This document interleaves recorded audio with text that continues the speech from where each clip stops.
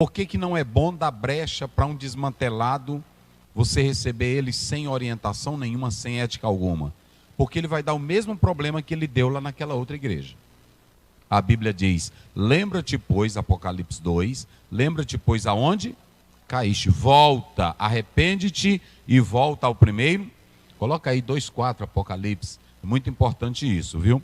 Você tem que entender que eu não posso... começa do 2 de lá. Para os irmãos terem uma ideia, ele conhece as tuas obras, e aí vai. E aí você vai ver que ele está mostrando que havia muitos ali que estavam errados e precisavam voltar. Lembra-te, pois, onde caíste. Coloca o 8 aí. É muito importante, no mesmo capítulo, né? Voltando, é lá pelo 6, 5, que aí vocês podem observar. Então, não adianta a gente dar brecha para quem vem errado. Para quem vem errado. Às vezes não é aquele irmão que também não vem errado, ele está com uma vida certa, mas por algum motivo, por exemplo, pastor Aziel, eu aceitei Jesus aqui no Tirirical, mas eu não moro aqui, eu moro lá no centro. Então eu vou dizer para ele, olha, fica mais perto da sua casa, então procure se congregar lá. É o correto. Agora, se ele disser, não, eu tenho carro, eu quero me congregar aqui, é uma questão dele. Está aí o 2:5. É uma questão dele.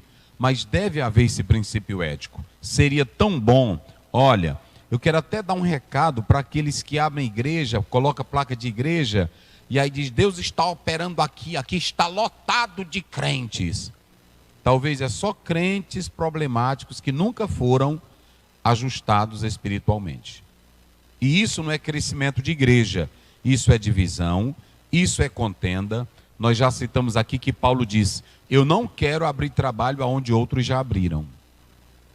Eu não quero. E veja aí se é 1 Coríntios 9:15. Deixa eu ver se essa não me foge a memória. Deixa eu ver.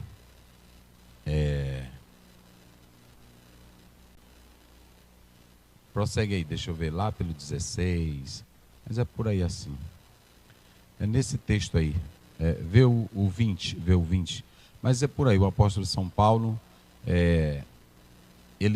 o primeiro ver se é Romanos 15, acho que é Romanos 15, 19, 16, coloca lá. É nesse texto aí, mas pode ir que você vai achando aí. Então observem, é muito importante que nós possamos entender essa realidade. Foi o 9 que eu disse, 1 Coríntios 9:15 foi? 9:15, né? 1 Coríntios 9:15. Então, é muito importante. É Romanos 15:20, olha aí. É o 15:20, é isso mesmo. Coloca lá. Olha aí. 15:20. Eu me esforcei para anunciar o evangelho, não onde Cristo foi nomeado, para não edificar em trabalhos alheio, em fundamento alheio. Então, se um membro de uma outra igreja quer se congregar na Assembleia de Deus, na Batista, na Presbiteriana, ele tem esse direito. Ele tem esse direito. Agora, é o seguinte, o pastor da igreja tem que comunicar, tem que haver essa responsabilidade ética, esse comportamento ético. Ô irmão, por que o senhor quer se congregar aqui? Qual é o motivo, a sua vinda? Vocês se lembram que eu falei do cartão? Eu não falei do cartão, da justificativa, aí depois vem a carta de recomendação, a recomendação da igreja, e o pastor, isso aqui eu estou falando de igreja séria, meu irmão. Não estou falando de igreja bagunçada, eu não estou falando de crente bagunçado, eu estou falando de crente sério e de crente que quer ir para o céu. Quer ir para o céu. Pastor, pronto, recebeu. Olha, como eu contei aqui, de uma irmã lá em Buritibravo, meu pai era pastor, ela foi batizada com o Espírito Santo. E lá, uma determinada igreja não aceitava essa doutrina. Então, eles escreveram uma carta e disseram, olha, pastor, essa irmã aqui da igreja, ela tem essa doutrina que nós não temos essa doutrina. Então, como a Assembleia de Deus tem, nós estamos dando liberdade para ela se congregar com vocês. Então, pronto, não é ético, não é bonito? É dessa forma. Mas ela também não poderia sair da igreja lá falando mal da igreja. Essa igreja não tem poder, não presta para nada. Não, eles não creem da forma que nós cremos. Eles creem na salvação, creem em Jesus Cristo, creem no Espírito Santo, creem no poder de Deus, só não interpretam da maneira que nós interpretamos. Eu tenho que entender isso. Porque se vocês analisarem, teve muitos homens de Deus que nós pregamos deles aqui e falamos que eram homens usados por Deus, mas que eles não acreditavam no batismo com o Espírito Santo como nós acreditamos. Eles acreditavam que eram batizados, mas não acreditavam como nós explicamos Atos 2. Eu não posso dizer que essas pessoas não vão para o céu. Porque também nós temos muitos crentes que não são batizados para falar línguas, mas são batizados no Espírito Santo. Eles não são revestidos com essa autoridade, mas são salvos, são crentes e vão morar no céu de glória. Então eu não posso receber fulião da fé. Fulião da fé. Como passou aí pertinho do carnaval, tem muito crente que é fulião da fé. Ele não segura em igreja, ele não tem Bíblia, ele não tem doutrina. Aí para onde ele vai? Um dia ele está aqui, outro dia sai. Isso é fulião da fé. É só atrás de profetada, de crentada, de revelação, de mistério, é de reteté. Não tem crença nenhuma. E aí tem um princípio ético. O irmão chegou, graças a Deus. Todos que vêm se congregar aqui, vão lá no gabinete, falam comigo, pastor Ziel, nós estamos aqui. Aí apresenta a família, apresenta a esposa, apresenta os porquês, traz a carta, pronto, está bem recomendadinho, o pastor comunica, pronto. Hoje mesmo veio um irmão, que aí ele trouxe a carta dele, tanto aqui era da Assembleia de Deus aqui no Maranhão, como ele estava em outra igreja, em outro estado do nosso Brasil, e ele veio conversar comigo, falar tudo direitinho, e todos comunicam. É assim que um crente de verdade faz. Pessoas assim não querem ser foliões da fé, pula de igreja, querem na verdade servir a Deus em espírito e em verdade. Teve uma senhora que veio aqui, num atendimento pastoral, e ela conversou, e aí ela veio me pedir ajuda psicológica, ajuda pastoral, e tem um psicólogo aqui da igreja, tem 2 psicólogos. E eu atendi ela, aí eu perguntei, a sua área, qual é? Ela disse, não, pastor, eu sou da Igreja Batista. Eu disse, amém, tá certo. Por que a senhora me procurou, se a senhora é da Igreja Batista? Não, eu lhe procurei hoje porque é o seguinte, eu aceitei Jesus no Neemias, mas a minha casa fica próximo da Igreja Batista. E aí eu lhe procurei porque eu achei hoje que era muito interessante eu vir aqui. Eu disse, amém, pronto, atendi. Isso é um princípio ético, é uma coisa agradável, ok?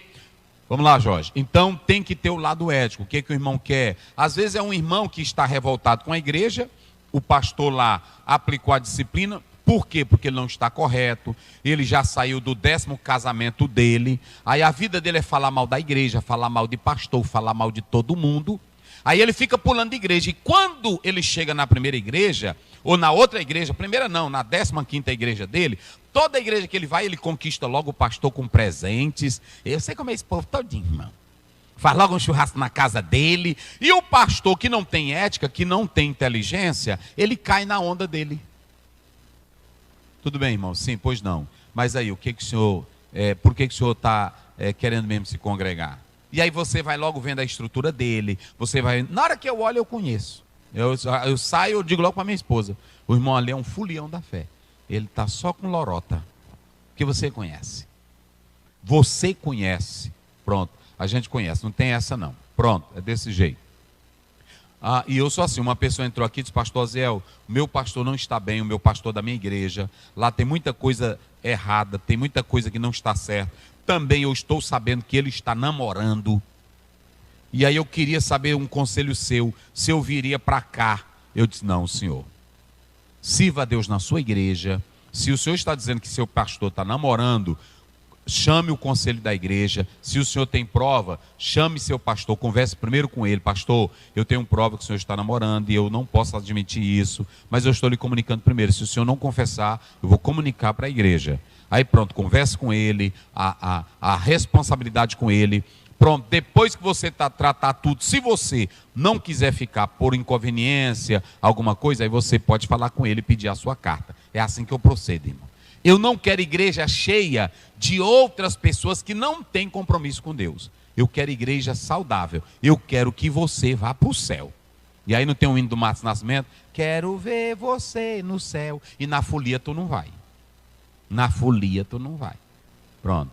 Então, aí vem o último ponto, que é do outro. Fazer um culto de recepção. Ok?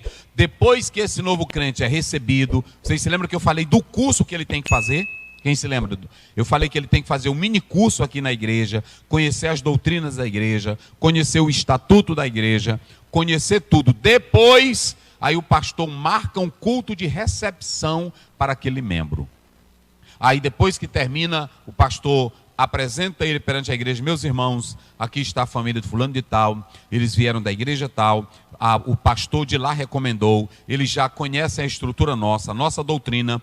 A igreja aqui presente quer receber essa família, esse irmão, fiquem de pé. É mais uma família que vai participar da nossa comunhão. É lindo, irmão. As coisas bem feitinhas é coisa organizada. É coisa bem feitinha, aí pronto, aí toda a igreja vai abraçar, aí cabe a igreja aqui, com amor, com carinho, porque tem irmão que diz, o irmão está vindo, eu já sou crente aqui há 30 anos, tu é pior do que o filho pródigo que saiu, porque o que ficou era pior, só reclamão, não tinha bênção nenhuma, tem crente que é desse jeito, irmão, aqui tu não toma meu lugar porque eu estou aqui há 30 anos, às vezes tem 30 anos, mas não faz nada. E aí para Deus não é questão de 30 anos, não é questão de 50 anos, é questão de fidelidade. E quem é crente de verdade, nós temos que abraçar e ajudar no caminho da fé. Quem entendeu, diga amém. Feito o culto de recepção dessa nova família, aí o pastor apresenta, eles se ajoelham, o pastor ora, e aí quando termina de orar, aí o pastor diz, queridos, como pastor desta igreja, nós estamos recebendo esta família para comungar da mesma fé, do mesmo amor, da mesma comunhão. Recebam em nome do Pai, do Filho e do Espírito Santo. É assim, as coisas bem organizadinhas, bem feitas. Negócio de, às vezes chega uma pessoa toda molecada velha, e aí pronto, é desse jeito.